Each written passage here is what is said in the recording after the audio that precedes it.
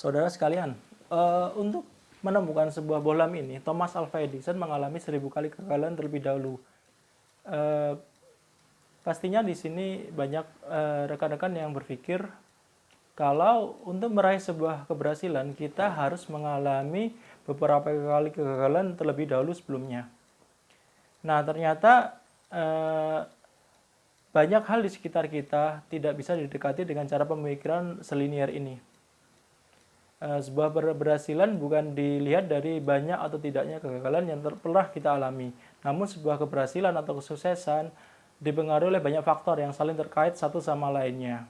Dalam video ini kita akan mempelajari bagaimana cara kita berpikir sistemis untuk meraih sebuah tujuan dan untuk mengatasi masalah-masalah di sekitar kita. Secara garis besar, berpikir sistem merupakan suatu disiplin yang melihat fenomena secara utuh, tidak berbagian saja, dengan melihat pola perubahan dan memahami keterlibatan di antaranya. Nah, perbedaan berpikir asistemis dengan sistemis adalah jika asistemis menggunakan pendekatan analitis, yaitu membongkar masalah menjadi bagian-bagian yang lebih kecil, sedangkan sistemis dengan pendekatan sintesis, yaitu kebalikan dari membongkar, yaitu menggabungkan bagian-bagian kecil itu menjadi satu bagian yang utuh. Kemudian kalau asistemis biasanya berorientasi pada hasilnya, sedangkan sistemis berorientasi pada proses dalam pencarian masalah tersebut. Dan yang terakhir, berpikir asistemis itu berpikir mencari penyebab masalahnya, sedangkan berpikir sistemis merupakan suatu pola pikir untuk mencari pola dari masalah tersebut. Buku yang saya pegang ini merupakan buku rujukan saya dalam mempelajari bagaimana berpikir secara sistemis. Buku ini berjudul Pola Pikir Sistem, merupakan karyangan dari Bapak Dr. Insinyur Agus Mariono, yang beliau adalah saat ini menjabat sebagai dosen Fakultas Teknik Universitas Gadjah Mada. Beliau sewaktu SMA pernah menjadi pelajar teladan, dan riwayat pendidikan beliau S1 Teknik Sipil di UGM, S2 S3-nya ditempuh di Jerman. Buku ini terdiri dari 121 halaman, di mana bahasa yang disajikan menggunakan bahasa yang komunikatif, ringkas, padat, sehingga memudahkan kita dalam mempelajari bagaimana berpikir secara sistemis. Dan buku ini sangat direkomendasikan untuk semua kalangan masyarakat, sehingga pola pikir sistem ini bisa menjadikan dasar dari pola pikir bangsa Indonesia. Saudara sekalian, kita akan memasuki isi dari buku Pola Pikir Sistem ini. Pada bab pertama, kita akan mempelajari apa itu pola pikir asistemis, yaitu pola pikir yang menjadi negasi dari pola pikir sistemis dalam penyelesaian masalahnya. Yang pertama adalah pola pikir sektoral, yaitu pola pikir yang menekankan pada analisis dan penyelesaian masalah secara sektor per sektor, tanpa memperhatikan keterkaitan antar sektor tersebut. Contohnya, jika ada seorang dengan ilmu mekanik murni, jika diminta menyelesaikan masalah permesinan pertanian, dia akan membuat sebuah alat tanpa memikirkan masalah ekonomi, perilaku, dan tingkat pendidikan dari petani. Kemudian yang kedua ada pola pikir temporal, yaitu suatu pola pikir yang menganalisis masalah, mengambil kesimpulan dan solusi, serta mengimplementasikan rekomendasi tersebut secara temporal. Yang ketiga ada pola pikir pragmatis, yaitu pola pikir yang menekankan pada penyelesaian masalah di depan mata, jangka pendek, dan yang bisa dengan cepat memuaskan komponen langsung yang sedang mengalami masalah. Yang keempat ada pola pikir insidental, yaitu pola pikir dalam menyelesaikan masalah didasarkan hanya pada suatu kejadian saat itu saja. Yang kelima ada pola pikir tekstual, yaitu pola pikir yang menyelesaikan suatu masalah dengan cara mengumpulkan berkas formal yang tertulis seperti undang-undang, peraturan perusahaan, dan lain sebagainya. Yang keenam ada pola pikir kontekstual, yaitu pola pikir yang selalu melihat latar belakang masalah yang ada dengan melihat sebab peristiwa itu ada, pemikiran kontemporer yang sedang berkembang, dan melihat keterkaitan dengan sedikit mengabaikan suatu yang tekstual. Yang ketujuh ada pola pikir parsial, yaitu pola pikir yang selalu menyederhanakan suatu masalah secara parsial menjadi masalah yang lebih kecil. Yang kedelapan ada pola pikir integralistik, yaitu pola pikir yang hampir mendekati pola pikir sistemik, yaitu pola pikir yang mengaitkan antara satu permasalahan dengan permasalahan lainnya. Semakin banyak kaitan yang logis dan realistis, maka semakin bagus hasil keputusannya. Hasil keputusannya sangat ditentukan dari pengalaman si pengambil keputusan tersebut. Pada bab kedua, eh, menjelaskan apa itu pola pikir sistemis. Dari beberapa literatur, definisi sistem berkembang dari yang sederhana sampai yang lengkap. Di mana definisi sederhananya adalah bahwa sistem merupakan interaksi dari kumpulan elemen yang saling berhubungan satu sama lainnya. Definisi lengkap dari sistem adalah bahwa sistem merupakan keterpaduan atau holisme antar elemen atau subsistem yang saling berinteraksi, berintegrasi, sharing, sinergi, dan kolaborasi untuk suatu tujuan tertentu dengan proses mekanisme metabolisme loop feedback input proses output tertentu dengan target produk dan waktu pencapaian tertentu dengan mekanisme kontrol perencanaan, pelaksanaan, dan evaluasi secara kontinu, bersifat terbuka, mempunyai batasan tertentu, dan berada atau terkait pada lingkungan tertentu. Berikut ada 3 tingkatan berpikir dari masyarakat kita, mulai yang paling rendah hingga yang paling tinggi. Yang pertama yaitu pola pikir dengan mengambil keputusan berdasarkan event kejadian yang dialami. Yang kedua, ada pola pikir yang mengambil keputusannya berdasarkan jumlah kejadian, dan kemudian kejadian-kejadian itu dibuatlah sebuah tren hingga menghasilkan sebuah keputusan.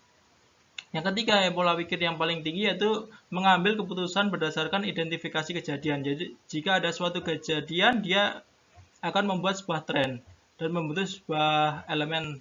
Dari masing-masing elemen ini yang sudah dibuat tren, dicari keterkaitan antar elemennya, dan baru kita melakukan pengambilan keputusan di sana. Ciri-ciri sistem. Yang pertama yaitu memiliki elemen-elemen atau subsistem ya, berupa entitas, baik itu organisasi, kelompok, dan lain-lain, dan konsep-konsep pemikiran. Kemudian memiliki kerangka hubungan, yaitu hubungan birelasi antara subsistem dalam bentuk interaksi, sinergi, integritas, sharing, kolaborasi, dan supporting. Yang ketiga, memiliki metabolism loop, berupa input, output, outcome yang berjalan dalam alur operasi. Yang keempat, memiliki tujuan dan target dalam bentuk kondisi yang diinginkan, kualitas, kuantitas, hasil, dan waktu. Memiliki mekanisme kontrol yang berjalan siklis dalam bentuk perencanaan, implementasi, monitoring, dan evaluasi. Yang keenam, memiliki kapasitas tertentu, memiliki kapasitas terbatas, dan bila dipaksakan, sistem tak akan berjalan dengan baik. Kemudian memiliki batasan, yaitu meskipun sistem juga memiliki ciri terbuka untuk berinteraksi dengan sistem lain di luar batasnya. Kemudian yang kedelapan, tidak berdiri dalam ruang hampa, tetapi berada dalam lingkungan tertentu dengan penghuni dan pengaruhnya. Kemudian memiliki sifat dapat menyesuaikan perubahan karena bersifat terbuka, sehingga setiap perubahan akan direspon dan melakukan penyesuaian. Yang terakhir yaitu sistem memiliki input dan output berupa fisik dan non-fisik, bermanfaat ataupun residu. Struktur sistem merupakan bangunan sistem yang padanya terdapat elemen sistem atau subsistem. Struktur hubungan antar elemen atau subsistem dalam suatu sistem dapat berupa hubungan langsung, koordinatif, dan langsung jalur perintah. Selain itu juga ada hubungan network. Pada gambar di sebelah kiri bisa dijelaskan ini merupakan struktur sistem pendidikan di kita, dimulai dari Menteri Pendidikan, kemudian koordinatif ke Dirjen, kemudian ke universitas, politeknik, institut, dan sekolah tinggi, kemudian ke fakultas-fakultas, dari fakultas ke jurusan, kemudian sampai yang terbawah yaitu prodi, bahkan ke mahasiswanya. Kemudian bab 3. Bab 3 ini berisikan tentang konsep berpikir dan berperilaku secara sistemis. Yang pertama ada sistem dalam keseimbangan atau zero sum game, di mana sebuah sistem yang kita buat harus tidak merugikan satu sama lain, baik itu dengan sistem lain atau dengan lingkungannya. Kemudian sistem memiliki kapasitas daya dukung. Sebuah sistem jika menerima input yang terlalu besar, dia akan tidak bisa bekerja secara optimal, sehingga perlunya pembatasan kapasitas dari sebuah sistem agar sistem bisa berjalan dengan optimal. Kemudian ada metabolisme sistem. metabolisme sistem ini merupakan bagian yang terpenting dari sebuah sistem, di mana terdiri dari input berupa informasi, energi, dan materi diolah dengan metabolisme sistem ini, yaitu seluruh proses interaksi yang mendukung dan menyebabkan terjadinya transfer antar elemen berjalan.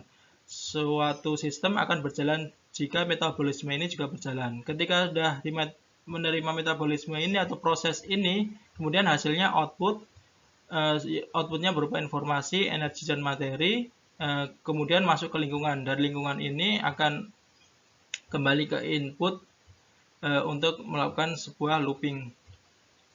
Kemudian sistem dan sampah sistem, yaitu suatu sistem selain menghasilkan produk yang berguna juga akan menghasilkan produk sampah atau residu. Sampah sistem bisa jadi bermanfaat untuk sistem lainnya, namun sampah sistem ini merupakan tanggung jawab dari sistem yang telah menghasilkan sampah tersebut. Kemudian ada lingkungan sistem, yaitu di mana tempat hidup sistem itu. Sebuah sistem akan mendapatkan segala kebutuhannya di lingkungan ini. Inti sistem yaitu kumpulan elemen dari suatu sistem yang mempunyai pengaruh besar terhadap sistem tersebut. Kemudian ada konsep dasar sistem. Yang pertama terdiri dari dua, yaitu dunia pikir dan dunia nyata.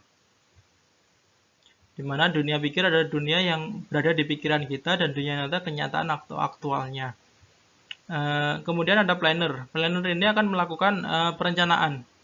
Perencanaan ini atau persiapan ini kemudian dilaksanakan oleh implementator. Implementator ini kemudian dilakukan monitoring dan evaluasi, kemudian kembali lagi ke perencanaan.